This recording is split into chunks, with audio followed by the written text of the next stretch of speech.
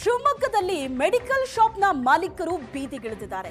ಕಾನೂನು ಬಾಹಿರವಾಗಿ ಔಷಧಿಗಳ ಮಾರಾಟವನ್ನ ವಿರೋಧಿಸಿ ಪ್ರತಿಭಟನೆ ನಡೆಸಿದರು.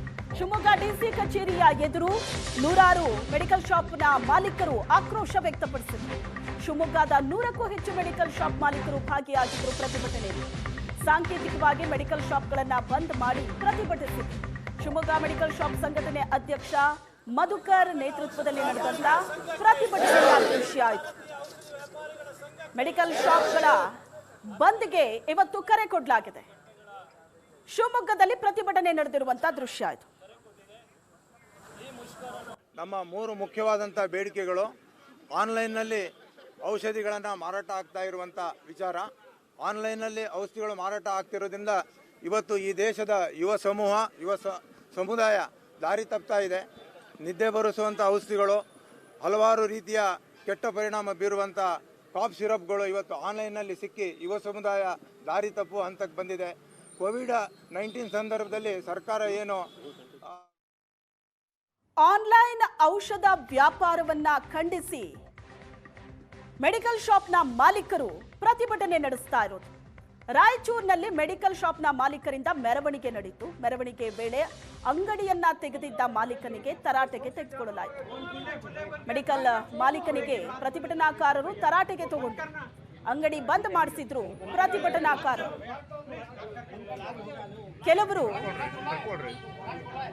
ಅಂಗಡಿಗಳನ್ನ ಬಂದ್ ಮಾಡಿ ಹೋರಾಟಕ್ಕಿಳಿದ್ರೆ, ಇನ್ನು ಕೆಲವರು ಅಂಗಡಿಗಳನ್ನ ಓಪನ್ ಇಟ್ಟಿದ್ದಾರೆ. ಕಪ್ಪು ಪಟ್ಟಿ ಧರಿಸಿ ನೈತಿಕ ಬೆಂಬಲವನ್ನ ಕೊಟ್ಟಿದ್ದಾರೆ.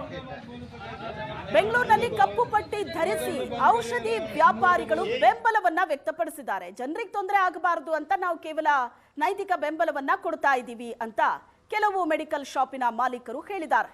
ಮೆಡಿಕಲ್ ಶಾಪ್ಗಳನ್ನ ಬಂದ್ ಮಾಡದೆ ಪ್ರತಿಭಟನೆಗೆ ಬೆಂಬಲ ಕೊಟ್ಟಿದ್ದಾರೆ. ಆನ್ಲೈನ್ ವ್ಯಾಪಾರದಿಂದ ಸಾರ್ವಜನಿಕರ ಮೇಲೆ ಪರಿಣಾಮ ಬೀರುತ್ತೆ ಅಂತ ಮಾಲೀಕರು ಹೇಳ್ತಾ ಇದ್ದಾರೆ. ಮಾರುತಿ ಮೆಡಿಕಲ್ ಸೇರಿದಂತೆ ಹಲವು ಕಡೆ ಶಾಪ್ಗಳು ಓಪನ್ ಇದೆ. ಆನ್ಲೈನ್ನಲ್ಲಿ ಔಷಧ ಮಾರಾಟವನ್ನು ವಿರೋಧಿಸಿ ದೇಶಾದ್ಯಂತ ಮೆಡಿಕಲ್ ಶಾಪ್ಗಳ ಬಂದ್ಗೆ ಈಗಾಗಲೇ ಸಾಕಷ್ಟು ಸಂಘಟನೆಗಳು ಕರೆಯನ್ನು ಕೊಟ್ಟಿರುವಂಥದ್ದು. ಆದರೆ ರಾಜ್ಯದಲ್ಲಿ ಮಿಶ್ರ ಪ್ರತಿಕ್ರಿಯೆ ಅನ್ನುವಂಥದ್ದು ವ್ಯಕ್ತವಾಗ್ತಾ ಇದೆ. ಅಂದರೆ ದೇಶದಲ್ಲಿ ಕರೆ ಕೊಟ್ಟಿರುವಂಥ ಬಂದ್ಗೆ ಸಾಕಷ್ಟು ಮಿಶ್ರ ಪ್ರತಿಕ್ರಿಯೆ ಈಗಾಗಲೇ ವ್ಯಕ್ತವಾಗ್ತಾ ಇರುವಂಥದ್ದು. ಸಾಕಷ್ಟು ಮೆಡಿಕಲ್ ಶಾಪ್ಗಳು ರಾಜ್ಯದಲ್ಲಿ ಕಾರ್ಯವನ್ನು ಕೂಡ ನಿರ್ವಹಿಸ್ತಾ ಇರುವಂಥದ್ದು. ಅದರಲ್ಲೂ ಕೂಡ ಮುಖ್ಯವಾಗಿ ಅಖಿಲ ಭಾರತ ಔಷಧ ವ್ಯಾಪಾರಿಗಳ ಸಂಘಟನೆ ಏನಿದೆ, ದೇಶಾದ್ಯಂತ 12.40 ಲಕ್ಷಕ್ಕೂ ಅಧಿಕ ಔಷಧಿ ವ್ಯಾಪಾರಿಗಳನ್ನು ಪ್ರತಿನಿಧಿಸುತ್ತೆ. ರಾಜ್ಯದಲ್ಲಿ 45,000 ಚಿಲ್ಲರೆ ಔಷಧ ವ್ಯಾಪಾರಿಗಳಿದ್ದು, ಈ ಪೈಕಿ 20,000 ಸಂಖ್ಯೆಯಷ್ಟು ಅಪೋಲೋ, ಮೆಡ್ಪ್ಲಸ್ ನಂತಹ ಚೈನ್ ಮಳಿಗೆಗಳು ಕೂಡ ಈಗಾಗಲೇ ಕಾರ್ಯವನ್ನು ನಿರ್ವಹಿಸ್ತಾ ಇರುವಂಥದ್ದು. ಇವೆರಡೂ ಸಂಘಟನೆಗಳ ವ್ಯಾಪ್ತಿಗೆ ಬರೋದಿಲ್ಲ. ಹಾಗಾಗಿ ಉಳಿದಂತೆ ಬೆಂಗಳೂರಿನ pharma retailers and distributors forum ಏನಿದೆ, ಬಂದ್ಗೆ ಸಂಪೂರ್ಣ ಬೆಂಬಲ ನೀಡಿದೆ. ಆದರೆ ಅದರಲ್ಲಿ 5,000 ರಿಂದ 10,000 ಮಳಿಗೆಗಳು ಮಾತ್ರ ಬಂದಾಗುವಂಥ ಒಂದು ಸಾಧ್ಯತೆ ಇದೆ ಅಂತ ಹೇಳಲಾಗ್ತಾ ಇರುವಂಥದ್ದು. ಆದರೆ ರಾಜ್ಯದಲ್ಲಿ ಈಗಾಗಲೇ ಸಂಪೂರ್ಣವಾಗಿ ಮೆಡಿಕಲ್ ಶಾಪ್ಗಳು ಕಾರ್ಯವನ್ನು ಕೂಡ ನಿರ್ವಹಿಸ್ತಾ ಇದ್ದಾವೆ. ಯಾಕೆ ಅಂತ ಹೇಳಿದ್ರೆ ಇಲ್ಲಿ ಯಾವುದೇ ರೀತಿಯಲ್ಲೂ ಕೂಡ ಬಂದ್ ಆಗುವಂಥ ಒಂದು ಚಾನ್ಸಸ್ಗಳು ತುಂಬ ಕಡಿಮೆ ಇದೆ. ಅದರಲ್ಲೂ ಕೂಡ ಮುಖ್ಯವಾಗಿ ಇದನ್ನು ಎಸೆನ್ಷಿಯಲ್ ಗೂಡ್ಸ್ ಅಂತಲೇ ಕರೆಯಲಾಗುತ್ತೆ. ಎಸೆನ್ಷಿಯಲ್ ಸರ್ವಿಸ್ಗಿಂತ ಇದನ್ನು ಎಸೆನ್ಷಿಯಲ್ ಗೂಡ್ಸ್ ಅಂತಲೇ ಕರಿಬಹುದು. ಯಾಕೆ ಅಂತ ಹೇಳಿದ್ರೆ ಇದನ್ನು ಹಿಂದಿನ ದಿನವೇ ಬೇಕಾದರೆ ಸ್ಟಾಕ್ ಮಾಡಿಯೂ ಕೂಡ ಇಟ್ಕೊಳ್ಬಹುದು. ಹಾಗಾಗಿ ಜನಸಾಮಾನ್ಯರಿಗೆ ಅಷ್ಟೊತ್ತು ದೊಡ್ಡ ಸಮಸ್ಯೆ ಅನ್ನುವಂಥದ್ದು ಏನು ಆಗೋದಿಲ್ಲ.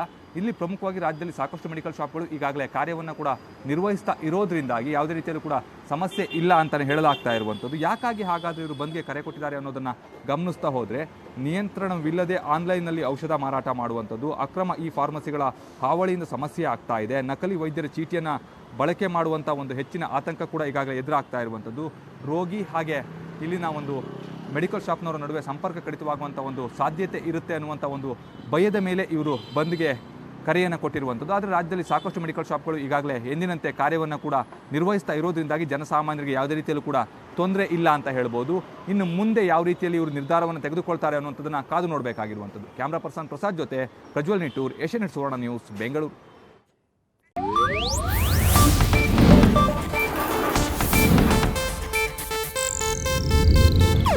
ಇದು ಏಷ್ಯಾನೆಟ್ ನ್ಯೂಸ್ ನೆಟ್ವರ್ಕ್ ಪ್ರಸ್ತುತಿ.